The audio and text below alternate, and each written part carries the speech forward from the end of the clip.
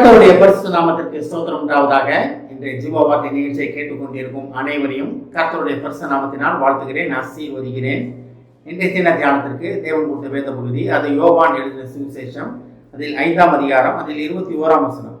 யோவான் 5:21. பிதாவானவர் மரித்தோரை எழுப்பி உயிர்ப்பிக்கிறது போல குமாரனும் தமக்கு சித்தமானவர்களை உயிர்ப்பிக்கிறார். இன்றைய தினம் இதை கேட்டுக்கொண்டிருக்கும் தேவ பிள்ளைகளே, குமாரனாகிய இயேசு கிறிஸ்து தமக்கு சித்தமானவர்களை உயிர்ப்பிக்கிறார். இன்றைய தினம் தேவன் உங்களை சொல்ல ஆசைப்படுகிற ஒரு காரியம் இருக்குதான். அவருக்கு சித்தமாக இருக்கிறோமா நம்ம? அவர் சித்தத்தின்படி செய்கிறவன் எவனோ அவன் வெட்கப்படுவதில்லை அப்படின்னு வேதத்தில் படிக்கிறோம் நம்ம. அப்ப இயேசு கிறிஸ்து நம்மளை உயிர்ப்பிக்க வல்லவராக இருக்கிறார். இதனால இறந்து போனவங்களை தானே உயிர்ப்பிப்பாங்கன்னு நினைக்கிறோமா? கிடையாது. பாவத்திலே மறுத்து கிடைக்கிற நம்மளை, தேவனை விட்டு விலகி இருக்கிற நம்மளை மறுபடியும் மறுவாழ்வு தருவதற்கு, தேவனை அறிந்து கொள்ளும் வாழ்வுக்கு நம்மளை அழைக்கிறார். அதுதான் உயிர்ப்பிக்கிறது. பழைய வாழ்க்கையிலிருந்து புதிய வாழ்க்கைக்கு வருவது. ஞானஸ்தானம் எடுத்தோம்னா மறித்து திருப்பி உயிர்ப்பிக்கிறதோட அடையாளம் தான் ஞானஸ்தான தண்ணிகளை முக்கி வெளியிடுகிறது. இப்போ பழைய பாவங்களுக்கு மறித்து தேவனை பற்றி புதிய வாழ்வுல நம்ம வாழ்வதற்காக கர்த்தர் நம்ம அழைக்கிறார். இந்த வசனம் எப்படி ஆரம்பித்து பாருங்க. பிதாவானவர் மரித்தோரை எழுப்பி உயிர்ப்பிக்கிறது போல. பிதாவானவர் மரித்தோரை எப்படி எழுப்பினாரு?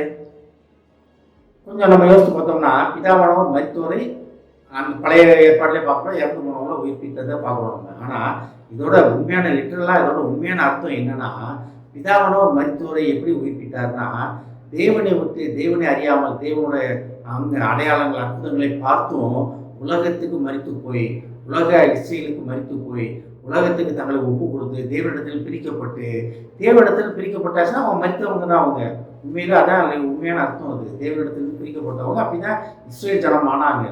இஸ்ரேல் ஜனம் தேவனை விட்டு பிரிந்து போயிட்டாங்க.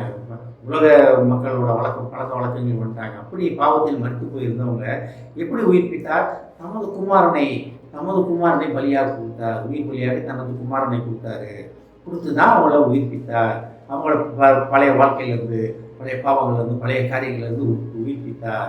இப்போ நம்ம குமாரனால் உயிர்ப்பிக்கப்பட்டவங்க. நம்ம பிதாவால் அனுப்பப்பட்ட குமாரனால் உயிர்ப்பிக்கப்பட்டவங்க. நம்ம அதை புரிந்து கொள்ளாமல் இன்னும் பழைய ஏற்பாட்டின் காலத்திலே, பழைய ஏற்பாட்டின் இதிலேயே வாழ்கிற மக்கள் ஜனங்கள் இன்னும் உண்டு.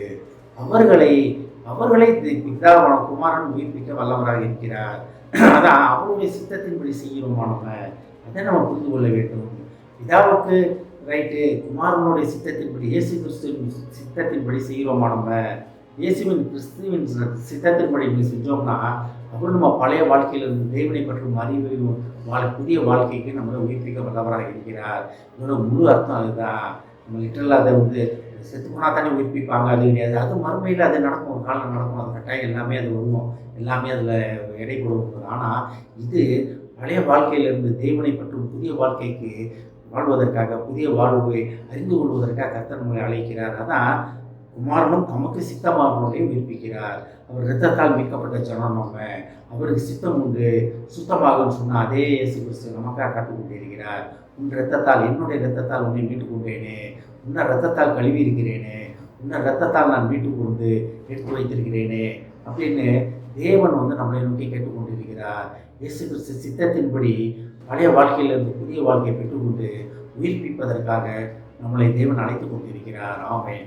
ஜெபிப்போம். எங்களை அதிகமான நேசிப்பை அன்பின் பரலோக பிதாவே, கர்த்தாவே, இந்த வேலைக்கான நன்றி ஆண்டவரே.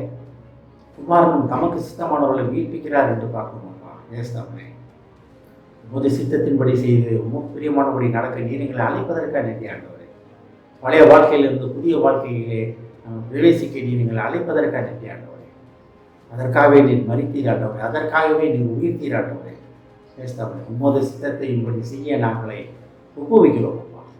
இதை கேட்டுக்கொண்டு ஒவ்வொருவரையும் ஆசீர்வதிக்கிறோமப்பா. ஒவ்வொரு குடும்பத்தையும் ஆசீர்வதிக்கிறோம் ஆண்டவரே. குடும்பத்தில் உள்ள ஒவ்வொருவரும் தவணை ஒவ்வொரு சித்தத்தை புரிந்து கொண்டு அதன்படி நடக்க நீர் அவர்களை அழைப்பதற்காக நன்றி தவணை. மட்டும் ஒருவராய் பெரிய அதிசயங்களை இந்த குடும்பங்களை செய்ததற்காக நன்றி ஆண்டவரே. ஒவ்வொரு குடும்பத்திலும் தவணை உண்மை விட்டு விலகி போன ஒவ்வொருவரையும் நீர் அழைத்து கொண்டு இருப்பதற்காக நன்றி தவணை.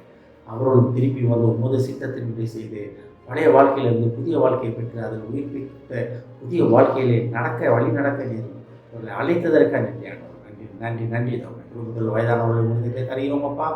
வயதான காலத்தின் பலவீனங்களுக்கு அவர் நீங்களாக பாதுகாத்துக்கொள்ளுங்கப்பா, அரவணைத்துக்கொள்ளுங்கப்பா, ஆசீர்வதிக்கணும்ப்பா. இயேசுவின் மூலமாக கேட்கிறேன் நல்ல பிதாவே, ஆமென். கர்த்தர் உங்களை ஆசீர்வதிப்பாராக.